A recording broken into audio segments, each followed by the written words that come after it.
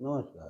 अब श्रीमद् भागवत पुराण महापुराण द्वारा उद्धृत दूसरी कथा का श्रवण करेंगे।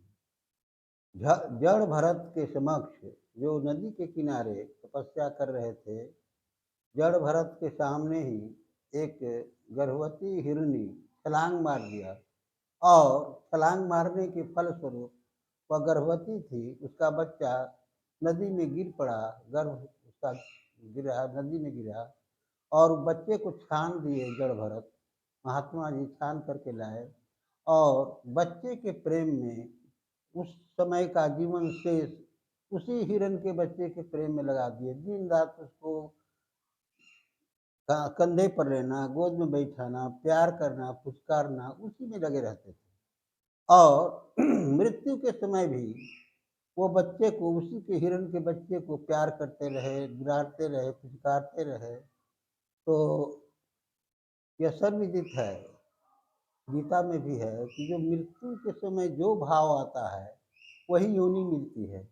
तो मृत्यु के समय जड़ भरत को वो हिरण के बच्चे को स्मरण किए और बराबर पुचकारते दुलारते रहते थे, इसलिए मृत्यु के समय भी वही भाव आया, हिरण के बच्चा ही सामने पुचकारते नजर आए और भाव आया, इसलिए उनको उनका जन्म हिरण योनि में हुआ, पशु योनि में, हिरण योनि में पैदा हुए।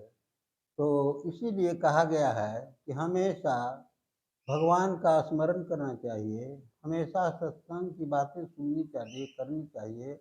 और परमात्मा की स्मृति से क्या होता है कि हमेशा स्मृति करते करते हो सकता है कि मृत्यु के समय भी वो परमात्मा उस शक्ति की स्मृति हो जाए, तो भवसागर से पार हो जाएगी, मुक्ति मिल जाएगी। तो इसीलिए कहा गया है।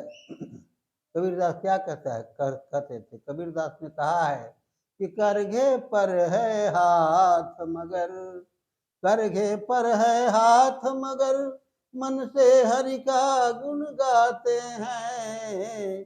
करघे पर है हाथ मगर मन से हरि का गुण गाते हैं। कर्म करते हुए, कोई भी कर्म कीजिए, कर्म करते हुए भी कर्म करने के पूर्व उसकी स्मृति, शक्ति की स्मृति आवश्यक है। एक जगह मैंने सुना था, एक मुसलमान के गुरु आए थे, तो कह रहे थे कि हर समय उसे खुदा की स्मृति आवश्यक है। जब दाहिना पैर पैजामा में डालो पैर, तो उस समय खुदा को स्मरण कर लो, कहने खाने के समय स्मरण करो, चलने के पहले चलते समय। कहने का मतलब है कि सांसारिक कोई भी कर्म कीजिए तो उस शक्ति की स्मृति आवश्यक है। उससे क्या होगा कि वो जो कार्य कर रहे हैं उससे सफलता मिलेगी और सुख और शांति की प्राप्ति होगी। इतना ही कहकर मैं अपनी वाणी को विराम देता हूँ। श्रोताओं को नमस्कार।